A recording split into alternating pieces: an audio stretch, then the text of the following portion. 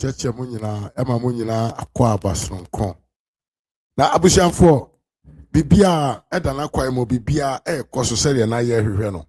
Ye ntie ma meka sa 31 January no aduru awie aka only 5 days na aduru 31st January the next Saturday a ebai. Na yin anim se MPP aban MPP amanyokuo ewo adekese pa edaranim, and say we are going to vote to elect our flag bearer. Na yehwemu a akansie mu enipa num no mo ayi omoti. Yewia bra chempon, yewia kwabranche Japan, yebra panyin ya wadu twim. Ya ankasa ye next president of the republic, Dr. Alhaji Muhammad Bawumia, ena odi abro Judas Kennedy ohene Japan. Nipa num we no mo atwe omuti. Na yehwemu yi a nipa mienu omudi animu abibi a kyerese one of them ena eba bedi franka hene a yinim say ye Dr. Alhaji Muhammad Bawumia. Na ensemble koso in the media space. First of all, me and Samora kuno me mwakwaba. Nano yesi yenkoshia na yenkosinsan asumdwie eho ebambo ewa MPP kuonum after the elections and even before the elections. Kennedy Japan ko ye drama ken wo ho kototo ne nema form basabasa. Ye ne ho te said ye obi pese onsisiri no na wahu dabi. Ni nyina na ye ntro because paper na ye de ma Kennedy Japan so nsan no. Na ye the man of 5 days before. And what you so no oye dede na wi no sensan krata na once sanhwe wo. And did no ye nyina no. It was just a way to attract attention because I attention seeker. And the entrance in a way and a young be former MP, a friend, Amos Collins, something like that. About Bonted in church, the movie about to tour. The reason why Dr. Bawumia will win one touch, this premise. In church, the Mumu at the pa. Now, I tell the quality I was saying, Nipa da Sani Wunyans and what to me, I go close to the flag bearership. You can say contest. No, now, answer I'm pulling cow so Uber to me, Adanya so die so by a president. No, you man kitibi wo. You have to show them, and this don't go close to the presidential seat. Young Quenen Cotis Anche Muwe, the entire young say, Dr. Bawumia. And they get the best bet for the party called MPP in 2028 election. Yang kwenen ko tie video no na yen samra. Meso say bomodre na subscribe to this channel for say adomano so. Said ye beya with the video tuma you'll be the first person to see the videos. Yemuramu na yen samra back to studios.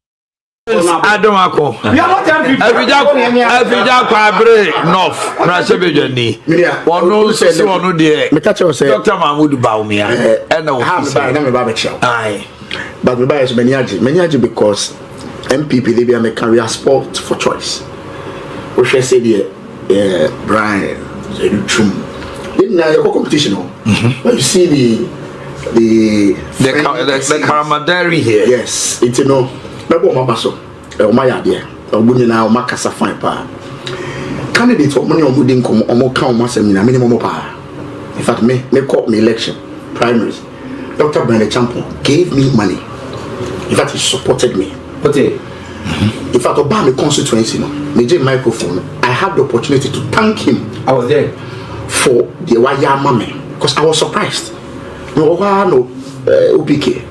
A friend me say Brian so far there mommy. In fact, me who amount no, I was shocked.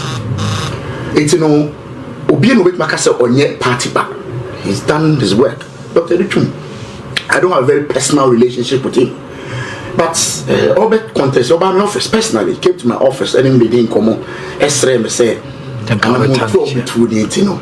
Osre me na memoano. And I think say it is on that basis now the campaign aye no.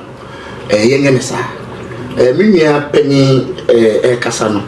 Nam my kakra start Asantia Santia. The mic no caraba. No, yeah, Asantia Santina, my kakra. Of course, will be under the strength. Dr. Richum, Oya Santini. Enti Okaso ya Santinia on carbone, Oya Santini. But if you go forward to say because Oya Santiniti any to manual, then that becomes a little bit problematic. Okay. Of course, by the time Bobby is a businessman, he has some resources. And, obviously he will exploit the resources as part take advantage of that. Yeah, but I don't think that should be the only reason why I want to he has a lot of positives, and I would please say hitting more on those positives better than to say for mommy because I have resources. That becomes a little bit problematic. Time I could have told you a lot. I've told you, but in this election, you be a deputy minister for 6 months. Now one day Napo, I'm a boss, or they call cabinet. Okay. Now this is how I see leadership. We do cabinet, no, do baby. I tell you what here, and then the cabinet members, and they teach. See, now do area. So yes, finance minister. Representation. Now finance minister in the presentation. Defense. Ubia. Manado was seated. And listen to me carefully. Otunya na ochocho. Finance no ocho. Defense no ocho. Interior. The president had to take a decision split second at that moment. The president at that moment, grabbing every information that had been given to him from energy to education to defense to interior. The presidency is not a joke. The presidency, it is not a joke. It is not where you come from. You must have a very superior intellectual ability to grab all the information at once and take a decision. Me, the constituency, yeah, 60,000 approximately. I am thinking about a point of first when 60,000. I be comfortable. Me constituency 60,000. I have to find a way. Remember the 60,000 people to be happy. Who need the president here? The president thinks for 35 million Ghanaians. And a joke. It is not a joke. The qualities are the person here to lead. It is not just about money. It is not just about where you come from. That person must be intellectually sound and ready for governance. Papa, minimum power. We hold no election, a polling station election. One day it was at 4 a.m. Boss, what you? One of me call the delegates. 4 a.m. Me pick here. Okay, honorable. I say MPs no friend my mom find na me check his over far. He called me at 4 a.m. At that moment, no me be full here. And coming back my brain had to quickly speak to my heart. Yes, sir. You must be emotionally stable to be a leader. Yes, sir. Somehow can. Okay, yeah. Okay. So me, when I'm looking at the leadership, a new mission is totally different. The person must be emotionally ready to receive all to nonsense. Grab every nonsense at any point in time. Among the five, I asked myself, who is ready for governance? And to you, who has the experience? Who has the emotional? Who has the emotional intelligence? Who is more prepared? Who is more fortified? And ready. And ready to keep the ball rolling. That is how I take my decision. And for you think Dr. Bawumia? We say among the five, he's the most fortified, he's the most prepared, he's the only one that has gone through the mail, national elections. He has gone through the mail. None of them can compare to him. When it comes to these criteria, he stands tall. Totally tall. On a strength. Everybody has a strength. That's why I call national elections 5 times. Messi, he is the only has visited every constituency not less than 6 times. Oh, Ghana. He's the only person. He's the only person with experience in governance. When I say governance, so I would say at the topmost level to look at them. He's the only person. We have 2 years to an election. Bringing any new person will mean Safeni Ekotumu, Wale, Boga, Enchi, Bono, Sahara, Dansuma. Afeni Edi Nipakone Kwachiro almost said this is the new guy. Are we ready for that risk? Are we ready for that risk? That's what I'm saying. Me coming here, this Toka. If MPP was very strategic, by now, okay, I said Dinkomo. I said Dinkomo. I mean, the compatriots, the justice says, he's our friend, but not our colleague. Or justice says, I'm telling you. But the course the party base is gingered. Brian Oba, Obasa more Tuesdays or Wednesday. The party platform, so Brian Oba, it's exciting. I like that. See, in a campaign, they say no insult. Fact, no bickering, no. I'm telling you, the party will be stronger. But in my opinion, if the others will listen to me, I tell you, it is everybody's time. All of them is their time, but it is Bawumia's time. It's as simple as that. It's their time, but Bawumia's it's everybody's time. When I say it's everybody's time, it means Obia has the right to campaign. But the 10 is. But the 10 now is Bawumia's time. Nothing can change it. That is Let me make my last point. Now, no, yeah. you Kasa kind of ono kura wakasa say now two versus must be MP. Four versus MP. Etu MP aso MP. Etu ti ase wa no aka wa. Aso ya MP ti mama our MP. Afesa. Ko jubilee dey ko sana na do. Me sure say senior waba jubilee and as opoku dey be sure about. We say MP so mo ya ko transfer train na do. Normally after 10-15 minutes, so Omaya, the atmosphere in the room is quiet. When they open the door, that's an another PR. I tell you, there is spirit behind leadership. See, a big time to say, the atmosphere, the feeling in the room changes. Attention. As we speak now, the party spirit is with Bawumia. It's gone. You can't change it. Party, it's with him. Bawumia. Me see every society, every generation, there comes one leader and that pops up. Bawumia was trying a trajectory. Now me say I was 34 years. But when the time is right, when the spirit moves, nothing can change it. And now you think the spirit is with it? Me say in this election, it is gone. It is with him. Okay. And he's going to win. No. It's my turn. Now, me pesa me kama minia pokumensa ti asene say. You see, NPP party no. One more mo bring in a ubia kura position. They will be looking at their performance. So I say, most importantly, Dr. Aduchum, the education way now the buy, and no now be a better so the campaign in 2028. And then all the buy. Ne can nipa, omunim nipa as an education minister now.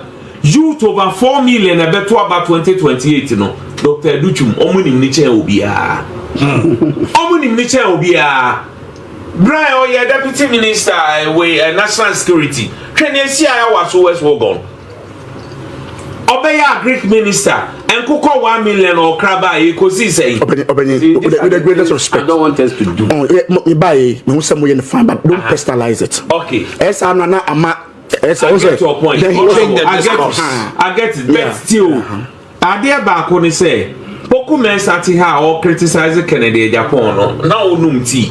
I know that you can't be criticizing. I spoke to the facts. No, Nanyamika, is it not true that we have is lost? It not true so important? Kuko 1 million. Buy a yen who 1.3 from day. Yeah, did we call ye? And now before by friend. So I say, and you know, I maybe don't speculate. We must be realistic to the whole show. Honorable Swatmasi. Maybe a quabrini.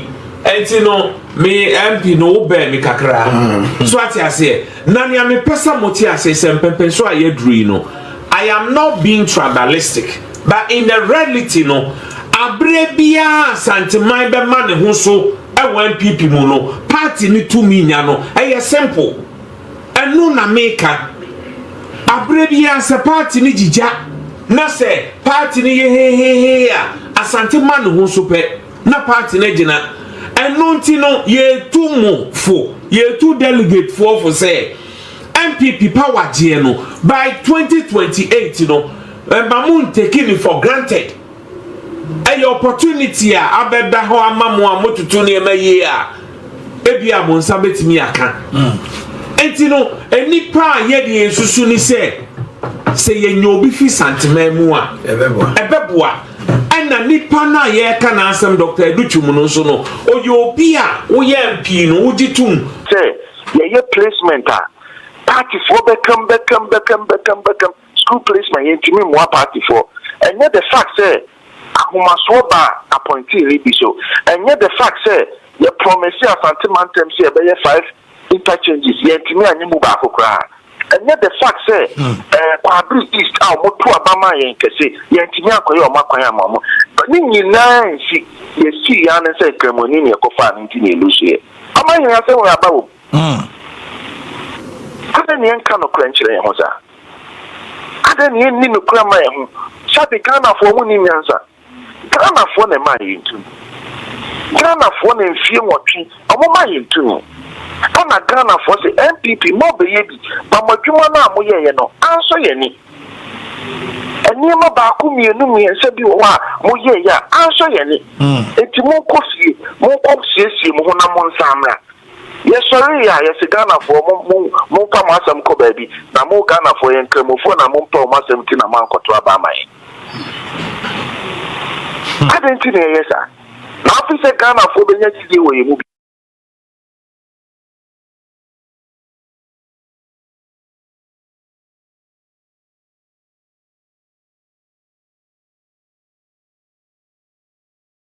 Parliament in Podia, a cartoon Just like that. Yes, from 169, 137. And it's a Mulusu, even 30 seats. Yes.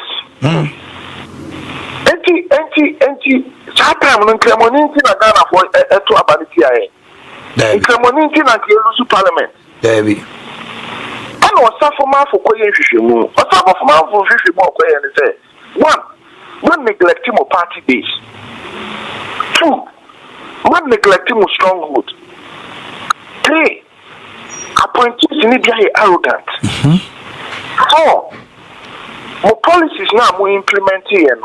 And we must say ye be bo Ghana there. But Ghana for now omuni muti di ni munti ase.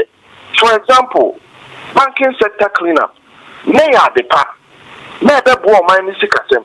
Na so na Ghana for be plenty ase. No Ghana for be play atwini mu no omu fi se magugu banks. And some we be brain no can say and don't see any use here. No my recommendations on my hand. Can you believe the recommendations are suffering for the man? From 2020 recommendations or the man party near Bino, one crime for Nejuma. Only the entire mammy who also a anyway, Michael Quay. Michael Quay and a reporting. Maybe who Michael Quay reporting. But General Secretary at the ball, what offer. And now you go thank you to maybe I will be no Michael Quay report in the hot offer. Tofa Bonimuno, a home over me who say Michael Quay report the say a dear a decline man you lose 2028 election and they say Mike Osafo for a future of the Mayano, Yanfa Nagama. Enti Michael Quay report in the catch in here this year. Eden a question cremony. Nasabi or my henny. Uti Uvia TV and pay. Be a movie are watching a mukudi. Be a movie a dear one a mukudi. Watching. Amalia watching. How? Kofi Wamam Kwanda watching. Amalia watching.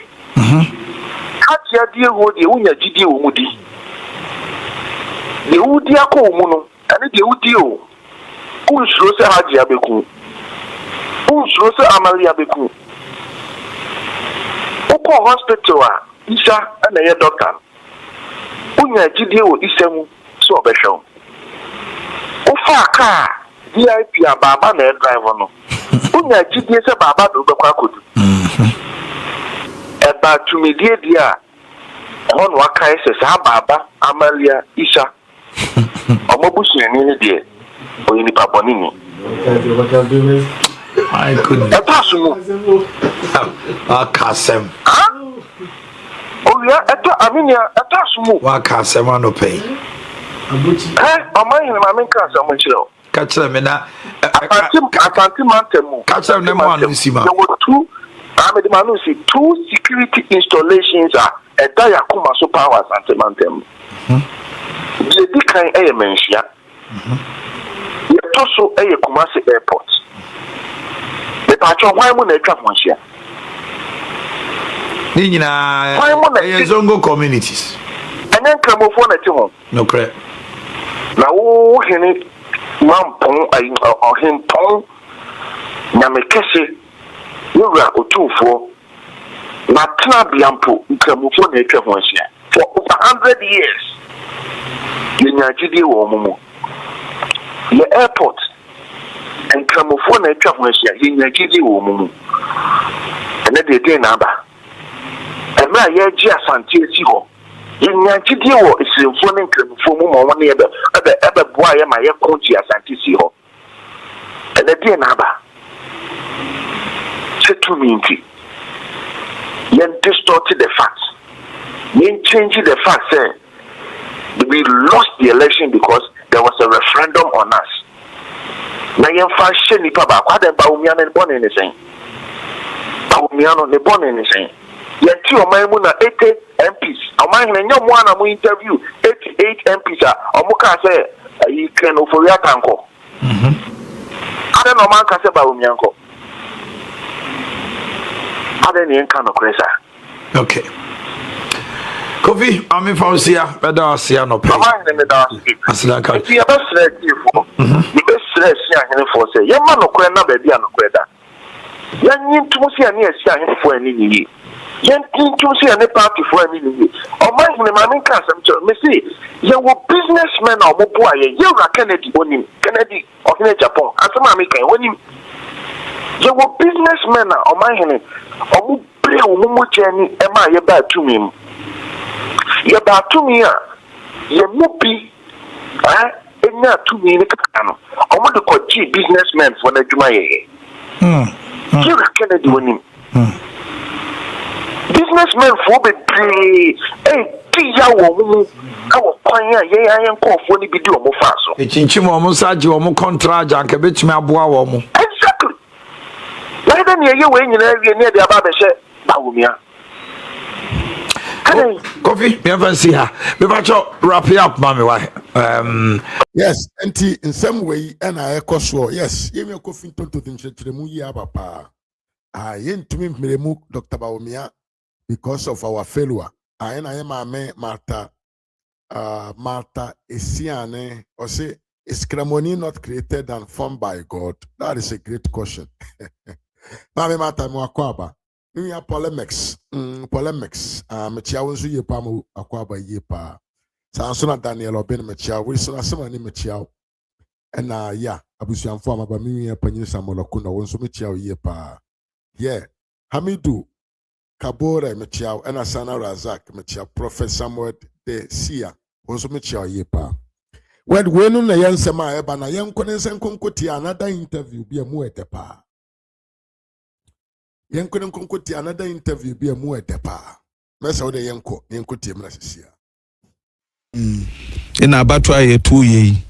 Mu amuhu nipa 2 point something. Ina woman ye den woman kwoto aba. Ina NDC de 1 point something. Edi lead ye ne. Nti si yesise enwoma ye ne ye enwoma ye kan ye hu bom as a party after this primary ne ye ka bom ne ye fight ne ye consistent candidate obe win ye tanachi ye de no kwa inim say enwoma be na ye mistakes ye de ye ne e be correct ye ho going forward. O support Dr. Mahmoud Bawumia. Sure as bet. Okay. Dr. Mahmoud Bawumia. Ebinum gidi say time will be lead your my economy be a challenge kura obo so chire ne modern mo ewo ye economy no so ekosro a ke bia nka nya sika kura de koye wo kwan ebinum gidi say ne modern mo no as the vice president no and so enkrofo ani said the okan ni said you see beye no enti ebeye din say ye de ne ba Ghana fo be nya gidi onu no ma sa to aba amane bi. Why are you supporting Dr. Bawumia? Minya only the so be can sa dia menene ya adwene ono na adwene no ba menene ya adwene because ikrobia na obia na the priority angel at a point in time ebia MPP ya prioritize ye kwan ye no anye more anan say ye hu say yo ye kwan ye ehia dia ya nhyɛ dan tena hwanhwehwɛ say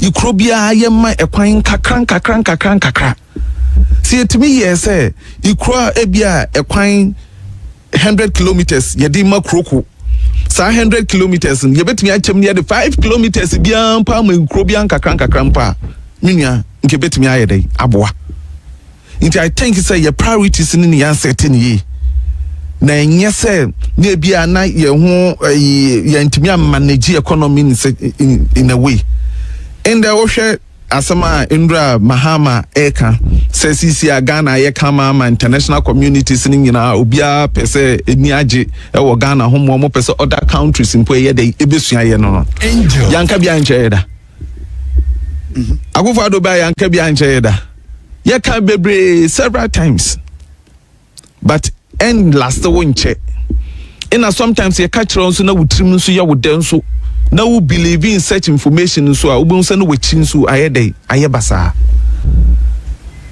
There is nothing wrong with Dr. Mahmoud Bawumia. Dear Dr. Mahmoud Bawumia, I was all year support be a was all year there was all Okabia, he did his part.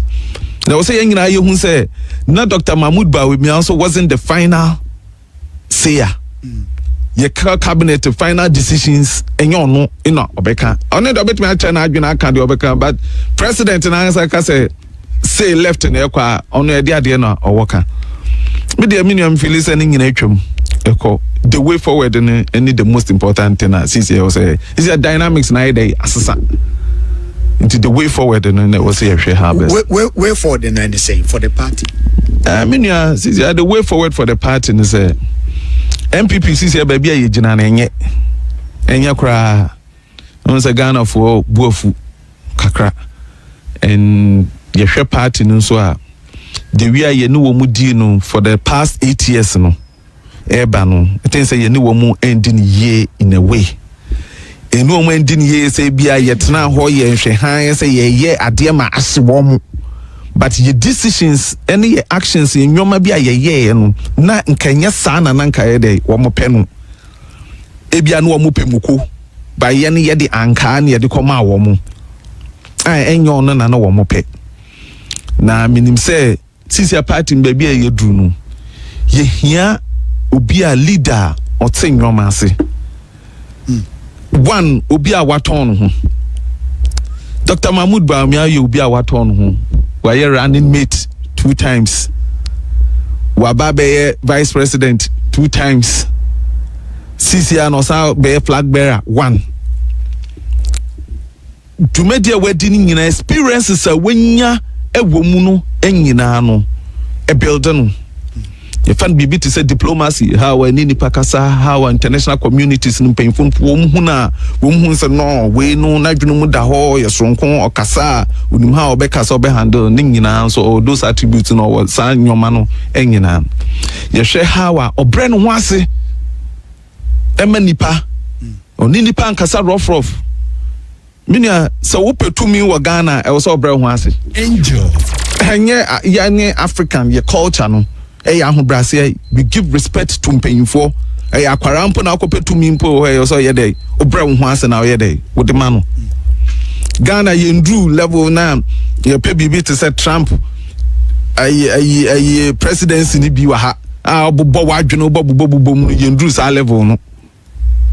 Inti ahobrase. Wo hwe no how coordinate with ye on the Kasa the party for no how on here related here. I feel said Dr. Mahmoud Bawumia, he stands tall amongst all the candidates. Me, I've been lucky to sit in the same parliament with Honorable Katie, Honorable Kennedy Japan, and Honorable Brian. Bomini me pa. I'm an disadvantaged old boy. Because disadvantaged college. Into me senior and Ken Kennedy Japan. Into Kobe Beka say na say na blanks in the nke was say ono no alternative ba mi obi so am ha adwene pa wo mu nim say me ha adwene me tete wo mu a disco boy is hard no me tete wo mu o buy a platform 8 parliament platforms are on the obwa o ka Bawumia dia because I've been in the midst of them and I know the character Dr. Mahmoud Bawumia compared to the character of Brian and that of Ken. Neso unu munyina esign pen. Esign. Oni binu matna so as members of parliament or mrachi be funni mo musuban. And now only Dr. Mahmoud Bawumia and so assign. So you think say among some penyimfo nyina no Dr. Mahmoud Bawumia stands tall. That is it. Me Dr. Mahmoud Bawumia be baby say si den am ben sir. I was the only Ashanti in the first primary Sokoye no. I was the only Ashanti MP. Na me can team who you toured the whole northern regions and other regions. I was the only Ashanti MP. At that time, I was the only even the MP among some Koka Town. I'm very close to him. He knows me very well. Only me pa say he identifies me with something. Whom you to say it didn't be not different me. Inti minia Dr. Mahmoud Bawumia me din echi na me hwe the way on me yeah on me handle obi oben bia how no wo handle na me wa moko sign peace pact no e dey asem na esi ye nyina yemfa ne say nyina yehunu TV so angel nyina yehu bi de call so social media de yiyi an obi ahu bi ewie na e ba outside no so wo hu bi num how wo handle wo de Ken Kasi, Honorable Ken or Kasi, Honorable Brian so Kasi. Now say you call up be a president and up be a leader of a group. There's something called diplomacy. Even wako program na dia no bibini adia ya no kokwa mu ehye dem you don't just come outside be jina bonten na won ka ho asem sa angel na me senior kan there Honorable Ken. Sometimes, yeah, no mu bisa say time you to abawi and first one primary no. Now Ulusi and he wanted the support of a catcher of a parliament of Ray and the two and near catcher and say no. Now some no can about too late. Because if you had that intention and also yeah they okano that and son woko contest and son be contested okay before no mpono na wo no mpono wo ina Honorable KT Hammond ina transport minister mu akwakoshia mu nyina mu dem support mu dem ma Dr. Mahmoud Bawumia amu nyina mu ye mpanfo ana mu nyina mu support na ye nyina so ye di mu echi nti ye di echi akwakoduru baabi na afi no wo twen ho a unkwa take a decision now they are trying who because we've been free one umbrella. No, the same happened to Honorable Brian. Nansiana would decision in our expect to say in me, I've been spoken to Honorable Ken Afremi, Honorable Brian, they both spoken to me. I don't know when you support Dr. Bawumia. initially woman nyina no be support no Honorable Brian son na all year oginam coordinator for a Bawumia campaign with Eastern region on based on that into resources be a was a part in the ma and also one the fans so no de ko na yem distribute my platform nyina we are privy to all this information. Honorable Ken, you were there. We will now support it. We will be nyina you. I feel take you decision. I can see I'm supporting it. I can see I'm supporting it. Kidukum. I feel shower no muna. When the kasam kan no muna. Mo support o mo am. I'm supporting. I feel shower no muna. Mitia no mpa no muna. And say one kasa. No, sir. I feel we no na was here force and you fine.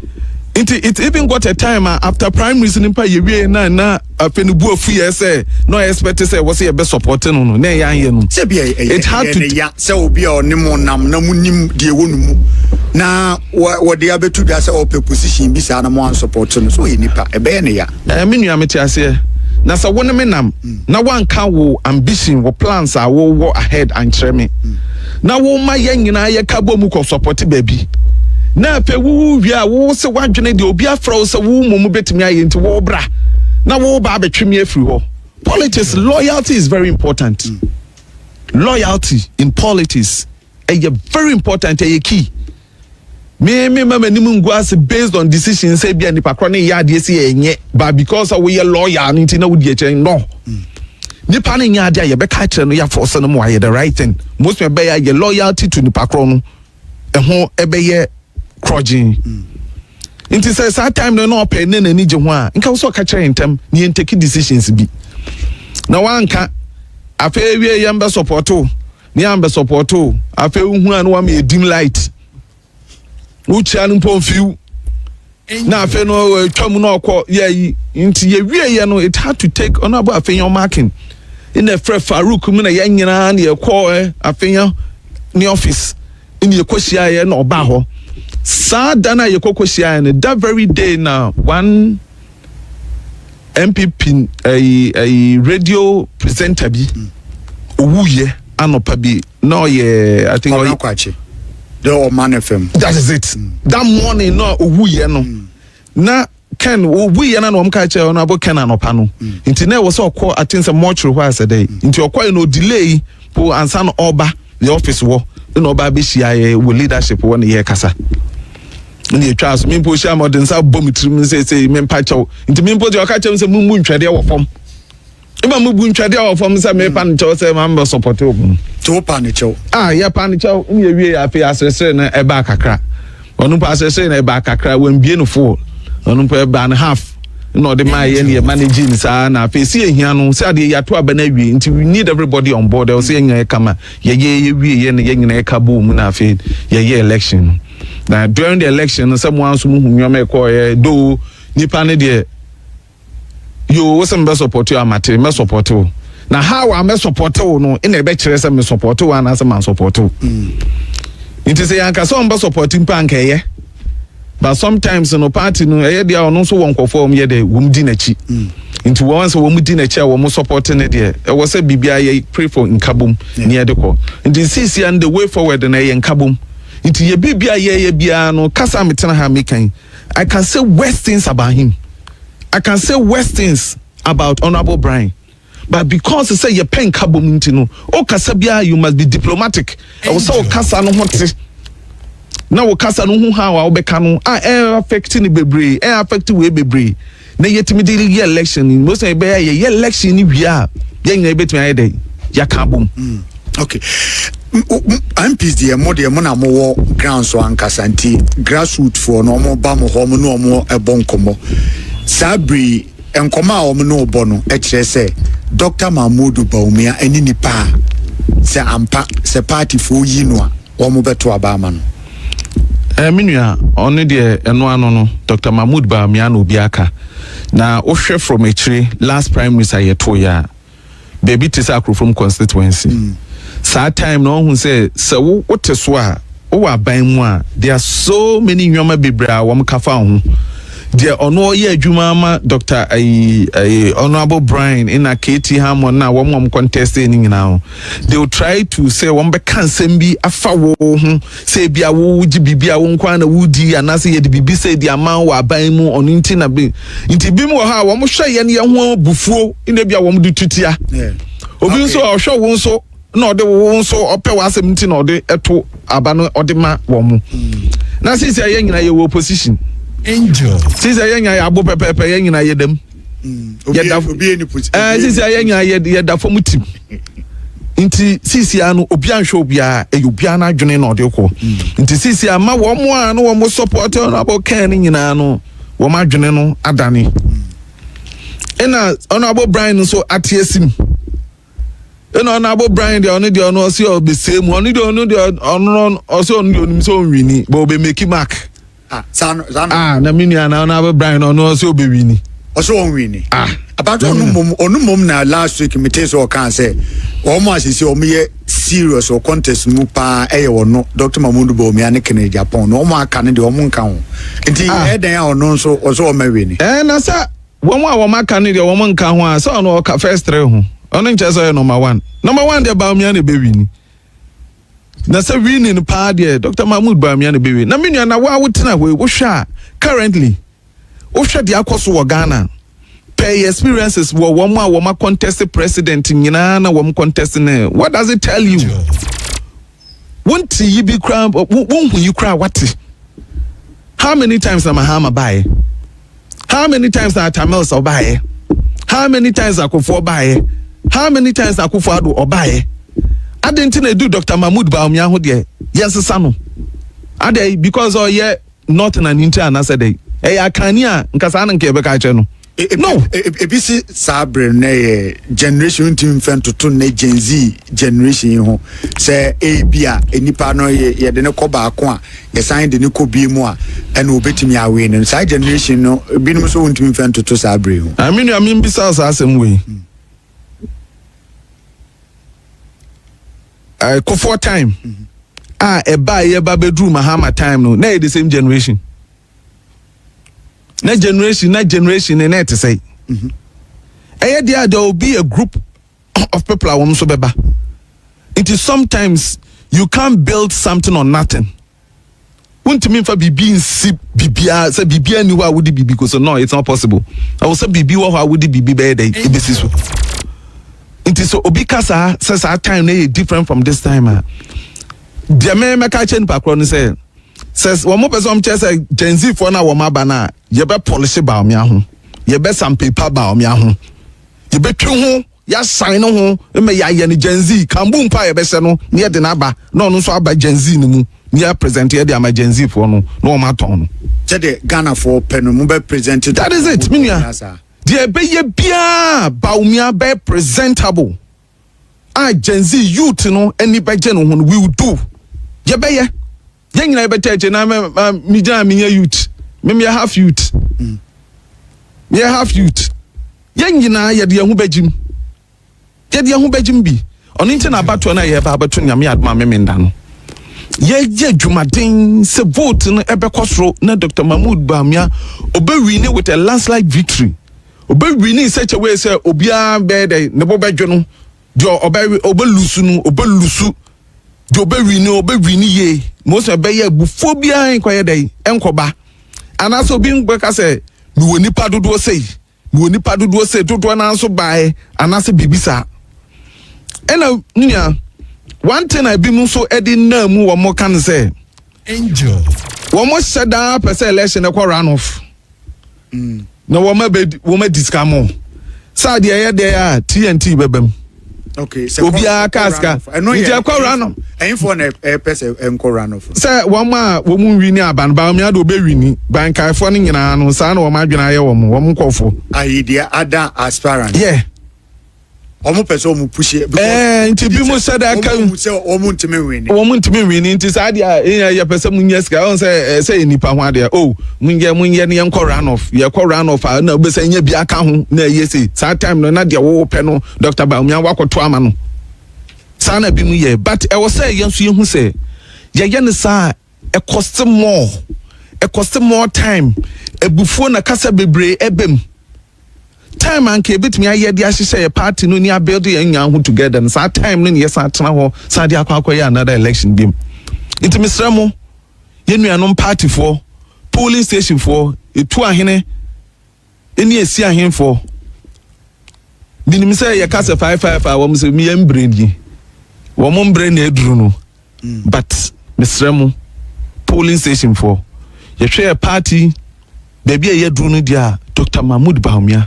ni obia obetimi aboaye obia 2028 NDC for ba be yi new candidate edi aba Dr. Mahmoud Bawumia de waton no ho ye adasa nyina obia anim no akwara o se yefunu mpo ayanwu no mpo nim Dr. Mahmoud Bawumia enda wokọ Ghana baabia t-shirt dodo ankofo hye Dr. Mahmoud Bawumia de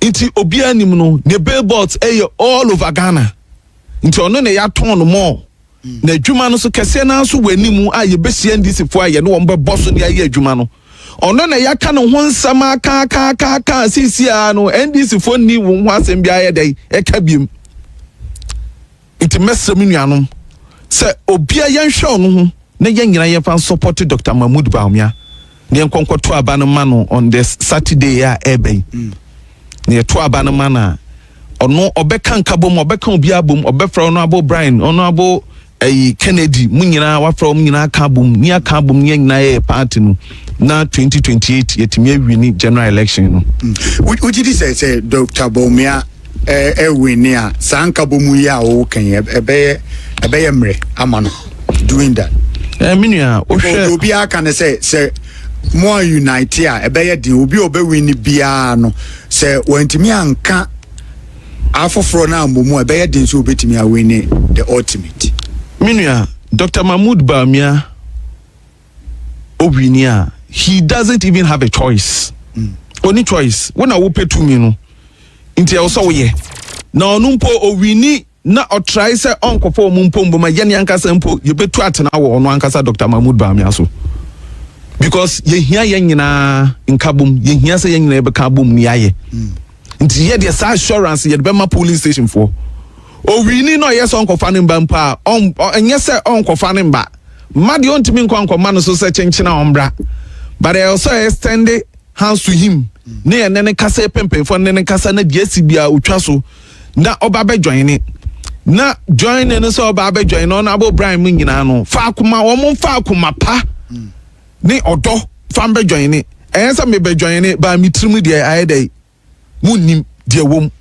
obeye inti ye be make sure say obefre no na ode na ba na oba join ne na tumi na ekon na ede anim no menua enya koketua o NDC for those time no mpo na wo mo opposition no mpo hwede we a wo ne ye yere so na wo mo kra tumi mu nti e wo say yes you form new strategies new plans ne ye ma party no ya kono emma CC NDC CC e Ghana for na yetimi nya youth no more on our side CC ano kane NPP abeye current NDC yes I say NDC one aya konas ne MPP that is it for now as it stands now are you worried? Are you worried? Na minua o me abranta na metena ha ya makọ parliament first one ya bọ me ato ba bia metra me ya wo hwa me ya worried ufra ban mu a ana wo opposition a nda hu se wiase no sana colors wo mu minua enye bete o za wa dafofo nyina mpo ufra wo mpa wo mfa de na ebi o support nkakra ma mpo no munya ufra wo mu obi ama stories because me so opposition me ba ye minya call BCC a na me kasa CC a obi a wa promise on be ma CC a stories no ka de na no ponam nim so you obi ode no but wo minya sia na obi a complaining say bi ni ho obi a ni sika sama ye basa nti ono no ya wo mka nyinti ase mi hu se economy no na enkoye nti na eme ye feel se ndisi fo aba 1 year ne economy ne still enkoye ni ehu sa ana se wo ma sheda no wo mka sa ye ni aye hu ba mi dem nim se economy na minim pa say economy na because bi wo ho anko mbe ma ebi so you said Dr. Mahmoud Bawumia be ma party no asan ya attractive beam minia only there he doesn't have a choice there was all ye bia de boama party ni ya akono ma yenso yetimi nya genzis no ketesia na brantie no wo mo bam beboa na ye adwuma na ye adwuma na ye ni adi no he will do it. Percentage ben na we say Dr. Mahmoud Bawumia minim so hu info analytics for ede na omo ede bae na do you think say because bi no more can say onya 52% na say we nya above the onya no the last contest now that is more than 60% na say there's something wrong. Do you think Dr. Mahmoud Bawumia bet me enya abro the onya no last contest so? Minua sisi ya no share this contest ya emotion more as in previous one na ye no. The reason being say first na key people na Honorable Ken na Dr. Bawumia sisi ya Brian and so did some youthful force be as a new person me on so di awuram on 19 every bia try so or senkofo adwene o preach say onu mom we na we wo nka Bawumia na Ken nka nti onu no betumi ade odi nka bom be dey odi beba onu so na mu a odi push sa agenda no into dynamics of last previous primaries compared to this one so there's great difference into vote margin no difference no say voting no the way uncle for but no different a best kakra but the sign there yet their victory will be on Dr. Mahmoud Bawumia ye be run off biabim this is where one touch that is it. I will say to me yeah Dr. Bawumia I will say to me yeah one touch emano na papa no abro minua to me the say what grounds no confidence o say to me minua na say grounds in your wo until na make say we say to me yeah no because you share adwuma yaye support e dia ma no nipa dodo ye ne o makasa lobbying na yaye na on the D-Day na kasa ye ne nipa be kasa ye be wo ho ye be motivate nipa mo makwakoto amandia e wo say otiminya no one touch victory na e wo say otiminya nso na ye solid na ye clear nso na candidate ni obia problem bia mbo bia no ana obia nka say e na ha e na minya 20 ne ye koya no 4 na san no iwiamu bia ni free and fair election we win, then we support him near the court. Okay. All right. Honorable Alice Blance, a former member of Parliament for Adansia Krufrum, NINO, Ebo, and Komono, or member of Dr. Alhaji Mahamudu Bawumia's campaign team. Door Masters, Semen Kanchero says, Uhia, door, kama pa, ope.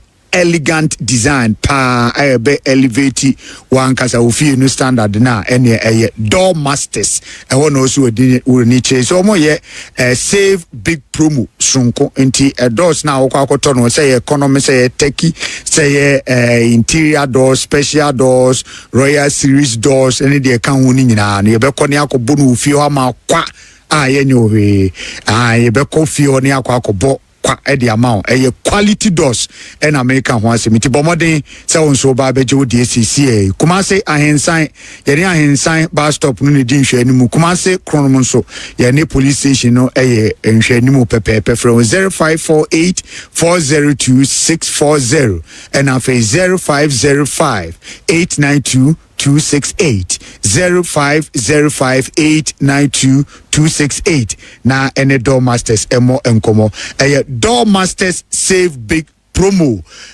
Door Master or say the best indoors bomodin say oduani ebetrim ho na do bia wo hia bia de wakwakodwi blessing alata semre no na ade dware wo say we dance say mo asesa kakra we da no aye a bit windy sm from ana do suum kakra nti say odware ya wonse na obodi no ahyase sanso wo hia say wo de blessing alata semre no eno ena ewo nuani nura ebestisi obodi no na a restore already no ani aye basabasa no bomodin so beba angel pharmacy obenya bia to betumi afre 0246995475 0246995475 honorable finally then I walk at delegates omo 18 say 5 candidates on airco contest means the maximum will be akutu to Comrade Japan kutu and Kennedy Japan so ako 2 and Dr. Mahmoud Bawumia this the second time na added so wo nyina nso first time ni dey na wo kan kire o say Dr. Mahmoud Bawumia eni nipa no a obetumi agetumi amamo 2028 menua medase de mo e ni say yene ankasa ye polling station for etu ahene for ni esi ahene for besrem say nyame ya adoma memendai aba ye ba betui mo menim jenia ye nua ye ba ye papa ye kunu ye bibia Dr. Mahmoud Bawumia mo munim bra wabre e wo party mu munim soma wasom e wo party mu munim oda wachre e di ama party emu yanyina ya benefit from Dr. Mahmoud Bawumia ne papa ya waye e di aboaye menka se obi ensom wo party mu ana obi mboa e wo party mu bare mwaye no eni esom no nsonsoye ewum na wo hwe Dr. Mahmoud Bawumia de na e bosoro wo hwe even number of times in power what your constituency time ana or your running mate to Nana Akufo-Addo wo mo ba ho several times obey vice president 2 times wasaba ho several times obey running mate wasaba obia no constituency several times obey flag bearer wasaba obia ho several times in a CCR all sound so ejina bim na ye hwebra wabre adwuma waye esoma wasom odiama party no a free party ne ba ban mu esoma osoma de ma government MPP time na your government mu na ye free wa say ya ba opposition still odi party ne mu odi animu ne de wo say ye bia support ye sikasam kasamu bibia mu no odi maye ne dia da minua polling station ni me maame polling station ni minua be ma minua oba polling station ni mesremu senyame yadoma me ndedura for the sake of peace asomdwe for the sake of inkabom ayenim se Dr. Mahmoud Bawumia eya the hallmark eye trait be about him oye obi a openkabom obi a wo kanum pa onkasa wo onkasa bebre e wa abonten but onim dio obeye e wo nchen obi obaboa ma yanyina no yetimi aye adwuma no na wawini na owini bia general election 2028 yani NDC for no new candidate on beba no eti wo ma abani na nipa foforo bia obefri NDC obeba no oye nipa foforo